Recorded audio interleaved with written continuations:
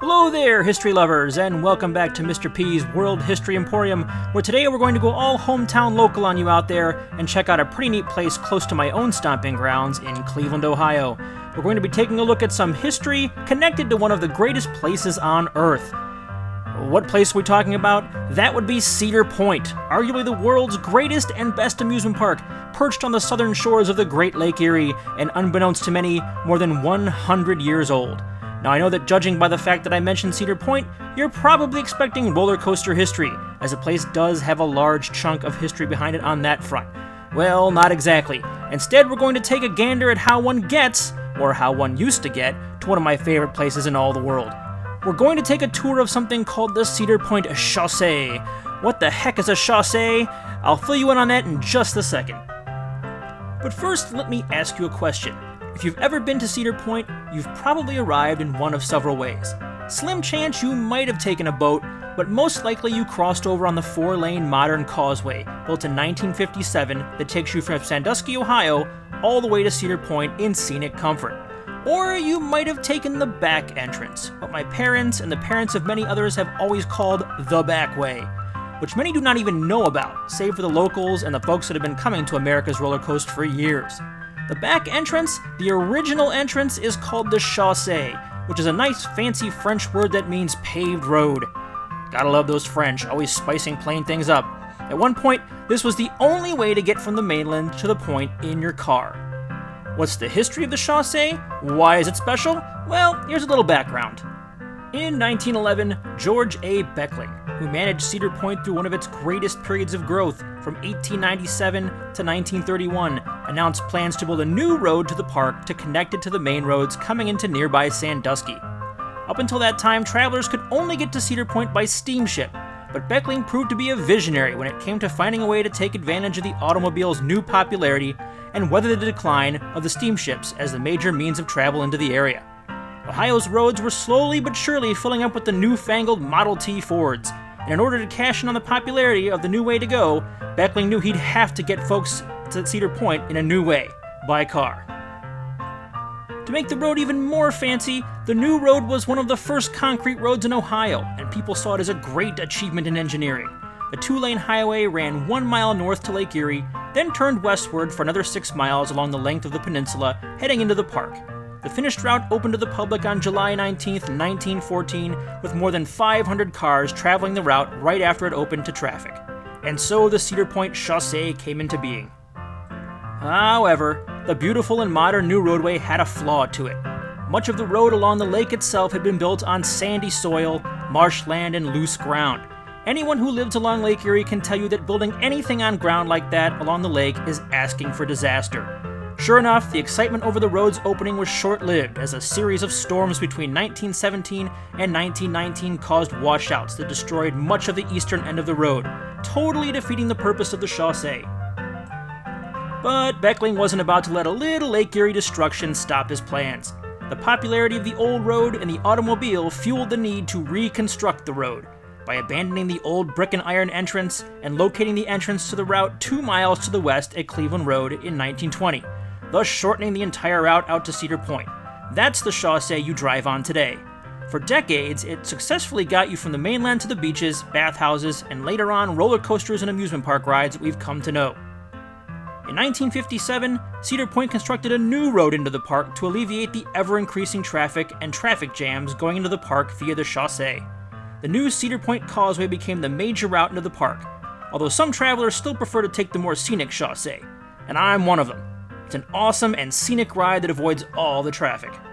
But what happened to the original start of the road and the classy gate that used to signal its entrance?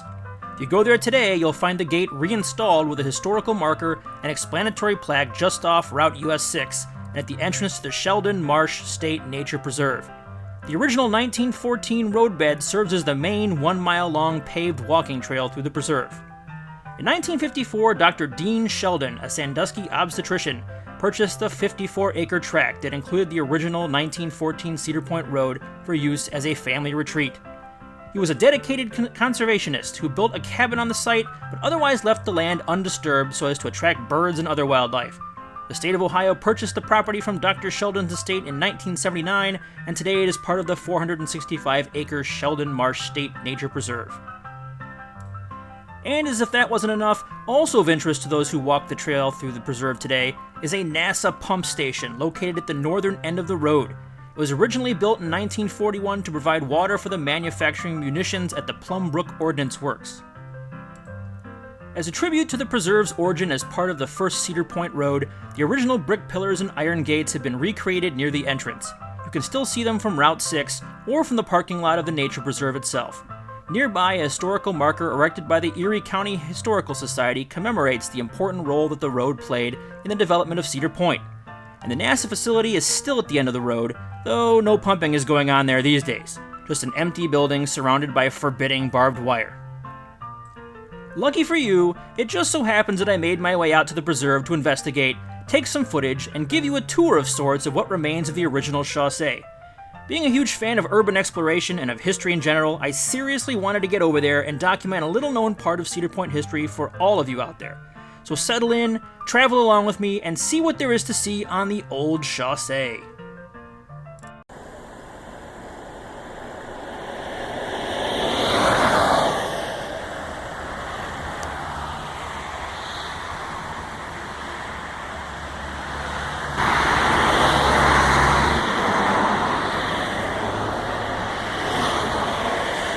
And here we are at the entrance to the Sheldon Nature Preserve. This is actually the original Cedar Point Chaussee, which was demolished in storms in 1914, I believe, and was rebuilt further on down the line. So this was the original way to get to Cedar Point. Think of people in Model T Fords, the 1914 era, okay, driving down this road. We're going to take a look at what's down this road and give you an idea of where it used to connect up to the Chaussee that you might be driving down now. So come on with us, we'll take a look and see what's down this way. Lots to see. And here you can see the original curbstones following along all the way to the end of the Chaussee. Okay, this mile-long trail will take us there. I'm not going to show you the entire thing because that would be a very long video, but we are going to take a look at some of the stretches here as we go. This has been turned into a really nice park. Lots of people go hiking here. But again, imagine this was your way to the point way back in the day, about a century ago, where you could have gone to the beach, maybe ridden some of the original roller coasters there. Kind of hard to call them roller coasters by today's standards, but roller coasters all the same. Okay, as you can see, there's not a whole lot around here other than marshland and wooded areas. Beautiful walk, though, if you get a chance to go out to Sandusky and check it out. We're going to take a look further on down the line.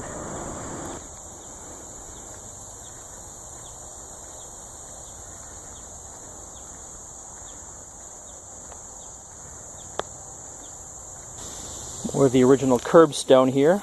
We're talking century-old concrete. Okay, follow along with the Chaussee. Not too shabby for a century old. Obviously the asphalt's probably newer. Here we are a little further down the road. You can see that the actual road has gotten a lot smaller. It just looks like a regular trail now, but at one point this was part of the road, the Chaussee, and you can look off to the side here. You can kind of still see the drainage ditches off to the side. Kind of hard to see from this angle with all the vegetation, but yeah, at one point this was the road. We would have been standing in a two-lane road. And off to the side of the Chaussee, you have this marshland, which is part of the Sheldon Nature Preserve. This is what you would have been seeing as you would have been driving along on your way to Cedar Point along this road. So this was all part of Lake Erie at one point. A lagoon or inlet, perhaps. Continuing on, we're getting closer to the lake. You can barely hear the traffic from the freeway behind us, Route 6, but we're getting closer to the lake, and soon we will be able to see Lake Erie, and you'll be able to see where this used to connect to the rest of the Chaussee, which is still in operation. And you can see some of the old stones that used to be here to shore up the road along the edge of the marsh, still here after all these years.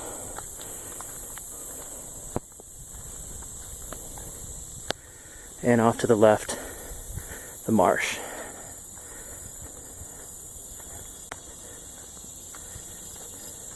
We're going a really cool drive. Some more of the really cool view you would see.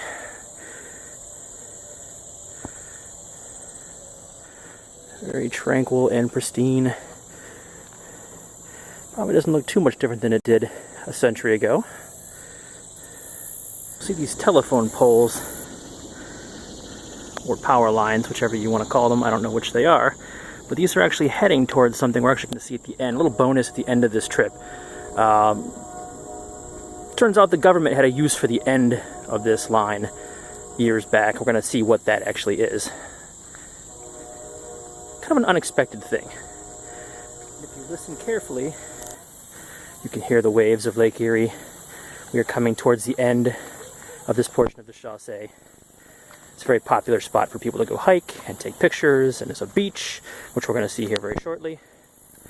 The lake is right over there. You can hear it. We're going to go all the way to the end. Getting ever closer to the end. But what I did want to take a pit stop to show you guys is that the lake is right here. There's actually a huge beach, man-made beach up here. And there she is, Lake Erie. One of the best things about Northeast Ohio. And there's your hidden beach.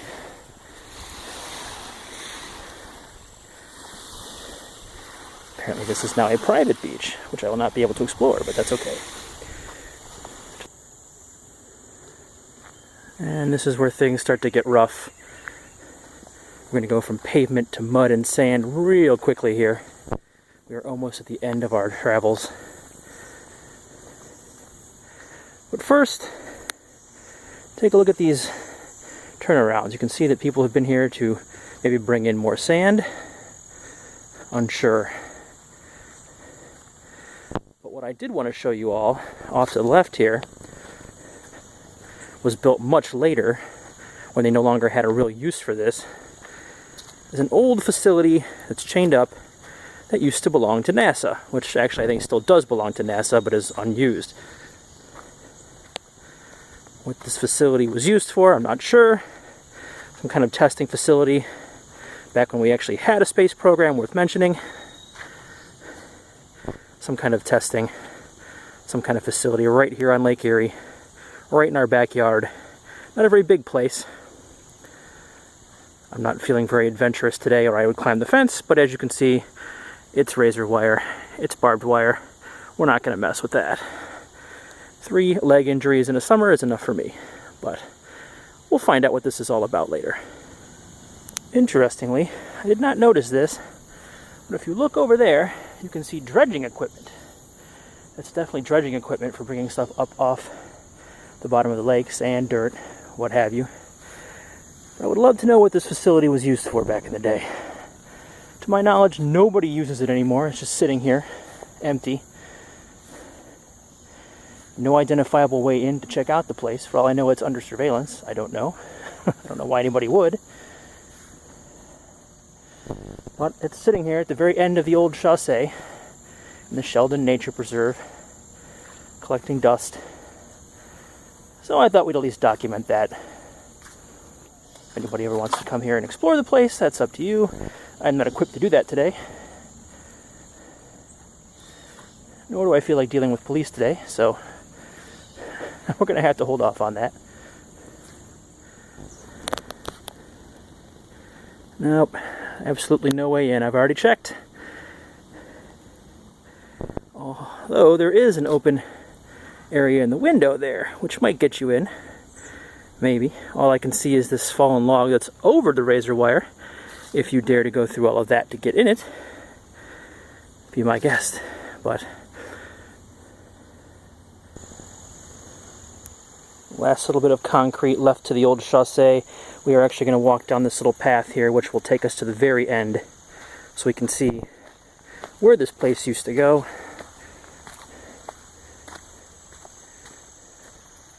Right here at the edge of Lake Erie. Hard to imagine that at one time this was roadway and that there were Model T Fords driving this on their way to the beach. But as we get closer, it'll be clear as to where this used to go. Hoping to God there's no poison ivy through here, because that would be rough.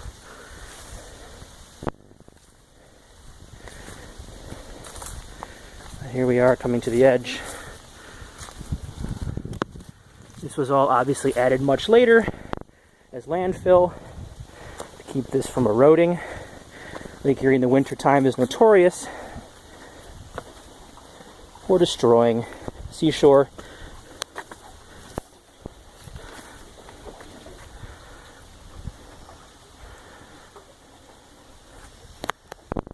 So here we are on this very old break wall, and if you look straight out, this area right here was where the road turned and made its way out west towards the Chaussee you know today.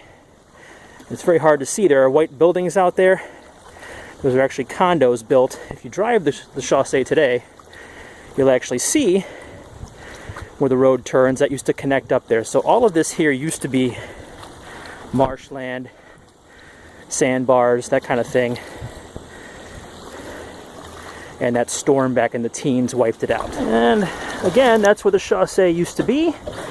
And if we turn to the left, to the west, over the lake, that is where it used to go. All of this used to be marshland, swampland, right up into the beach. This was all sandy. There's rocks, stones, marsh.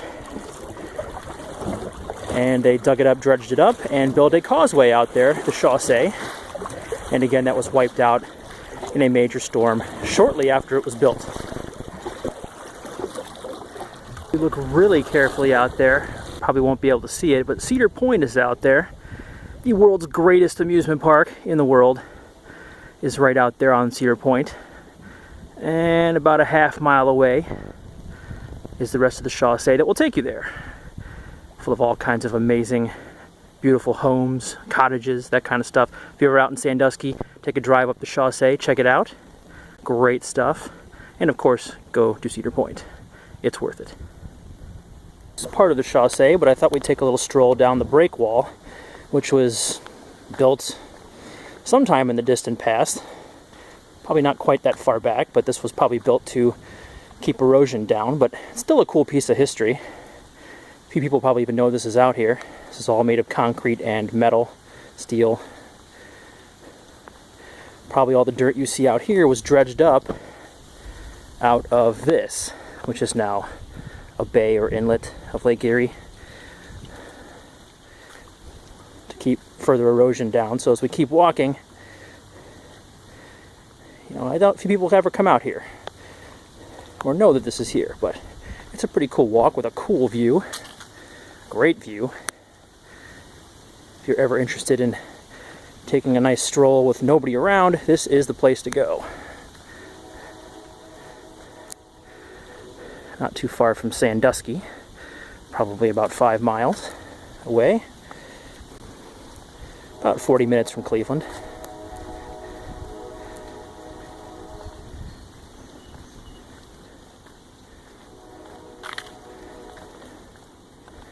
As we get closer to the end here, you can see what used to be marshland. It's now a nature preserve, a bird area.